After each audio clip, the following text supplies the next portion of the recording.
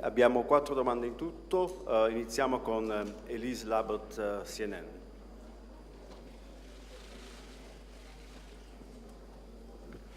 Grazie. Madam Secretary, on Libya, the TNC has said that they need about $2 to $3 billion to avoid a complete breakdown of their operations. Do you expect that today you'll be able to make that type of commitment? And what about the arms that the rebels are requesting? And on Osama bin Laden, do you believe that Pakistan's military intelligence knew that he was hiding in this garrison town, and do you think that the Pakistani military and ISI can be trusted going forward, that there aren't more terrorists in the country? Thank you. Well, first, with respect to Libya and the TNC's requests, Franco and I discussed those. He's been meeting with representatives of the TNC. We both will be meeting with them today, along with the other contact group members. Clearly on our agenda is looking for the most effective ways to deliver financial assistance and other means of supporting and helping the TNC opposition. I think it's fair to say that there's been an enormously effective effort that has been led by the contact group. Individual nations have certainly made their contributions. The United Nations, which will be represented here, is working very hard on the humanitarian relief side. I think that we have made a number of important commitments. Now, everyone is always impatient. We expect things to be done immediately in our very fast world. But we'll be discussing a financial mechanism. We'll be discussing other forms of aid. I will be announcing formally our non-lethal assistance. So I think that there is an effort with urgency to meet the requests that the TNC is making. With respect to your questions about Pakistan, I have said before, I said it the day after our successful operation, that we have cooperated with Pakistan in the war against terror. They've been an important partner in our counterterrorism efforts. They have helped us put unprecedented pressure on al-Qaeda and its leadership. Bin Laden is not the only high leader in al-Qaeda who has been removed from the scene thanks to the partnership between the United States and Pakistan.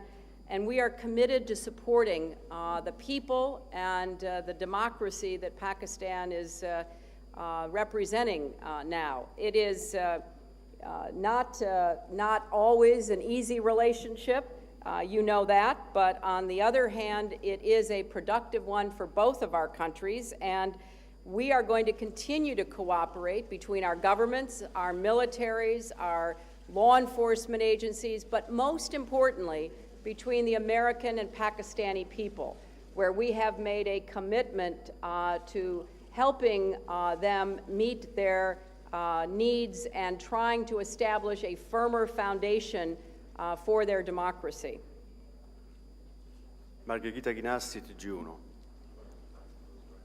Scusate, una domanda per il Ministro Frattini e una domanda per la signora Clinton.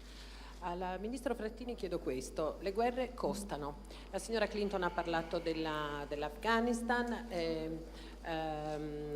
la morte di Bin Laden forse può accelerare l'exit strategy, la transizione, chiamiamola così, la fase di transizione, e questo quindi comportare anche minori costi sia per noi che per gli Stati Uniti. In fondo siamo tutti interessati anche a questo aspetto. Questo anche riguarda la Libia, cioè anche la Libia ha dei costi. È chiaro che il discorso della data finale non può essere un giorno X, però si pone anche il problema di dire quanto durerà anche per la Libia, perché ci sono dei costi anche per la Libia, e questa è la domanda che ho una curiosità che vorrei fare a Mrs. Clinton a proposito della foto che è uscita su tutti i giornali, su tutte le televisioni e nel web, di una foto che per noi rimarrà la foto della morte di Bin Laden. Non ci importa vedere forse la foto del corpo di Bin Laden.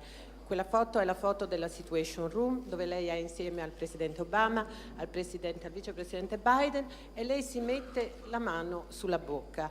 Ha uno sguardo particolare di apprensione, di paura, di attesa. Io vorrei tanto sapere che cosa stava guardando in quel momento e che cosa stava pensando. Grazie.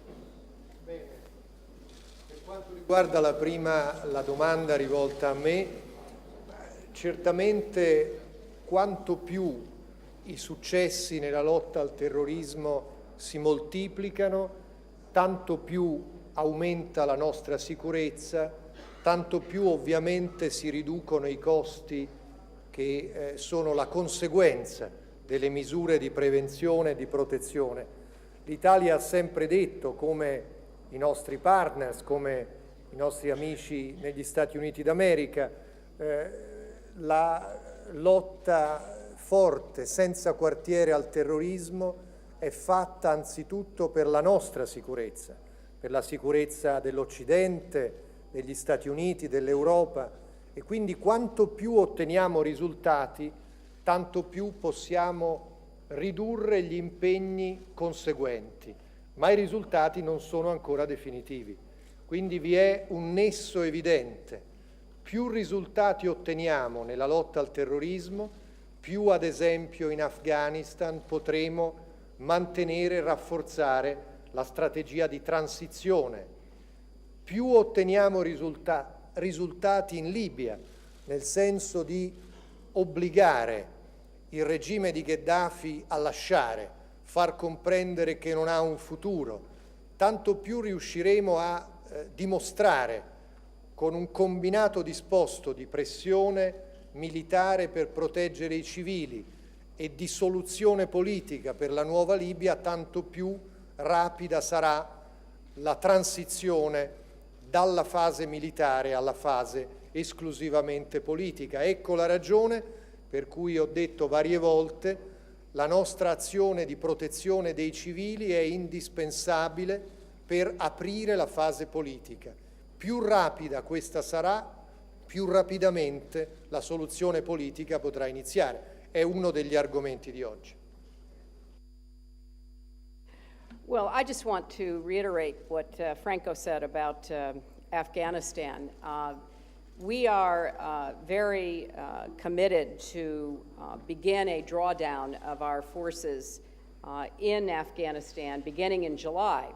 But the scope and pace of that drawdown has not been determined yet.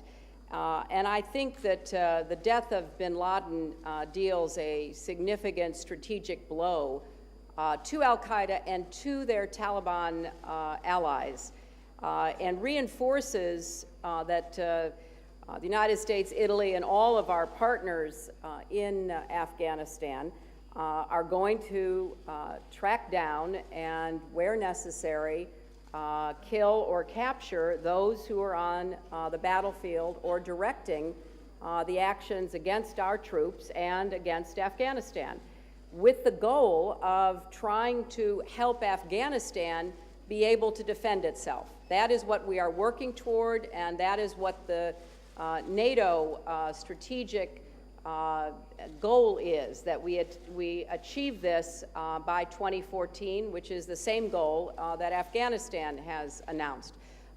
So I think our resolve is even stronger following bin Laden's death, because we know that it will have an impact on those who are on the battlefield in Afghanistan. And we are also committed, as I have said numerous times previously, to reconciliation, to working with Afghanistan in the lead on attempting to reach a political solution that will remove insurgents from waging war to participating in a political system within Afghanistan in accord with the laws and constitution of Afghanistan. Now, with respect to your second question, those were the 38 of the most intense minutes. I have no idea. what any of us were looking at that particular millisecond when the picture was taken. I'm somewhat sheepishly concerned that it was my preventing one of my early spring allergic coughs, so it may have no great meaning whatsoever. Steve Myers, New York Times, please. Thank you. Mr. Minister, Madam Secretary, does the agreement that was announced yesterday in Cairo between Hamas and Fatah, does that close the door on the prospect of peace talks continuing with the Israelis? And in the case, perhaps, of the EU and as well as Congress in Washington, at what point do you reconsider the aid that you now provide to the Palestinian Authority? Thank you. Well, Steve, speaking for the United States, we are waiting to see the details. We obviously are aware of the announcement in Cairo yesterday. There are many steps that have yet to be undertaken in order to implement the agreement, and we are going to be carefully assessing what this actually means.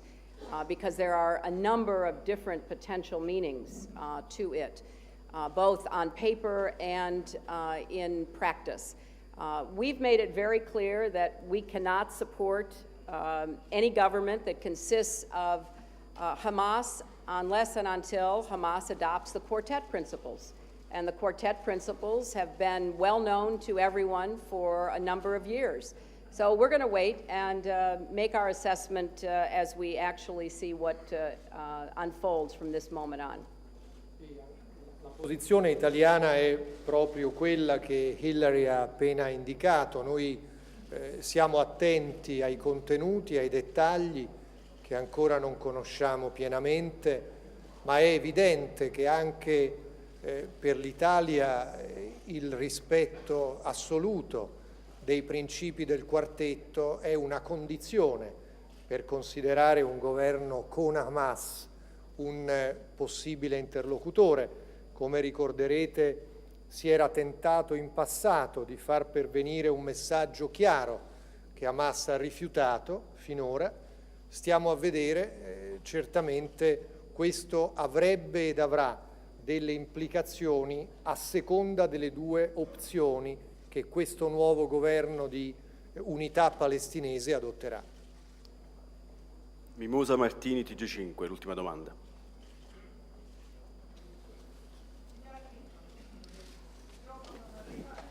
Questo, non è questo.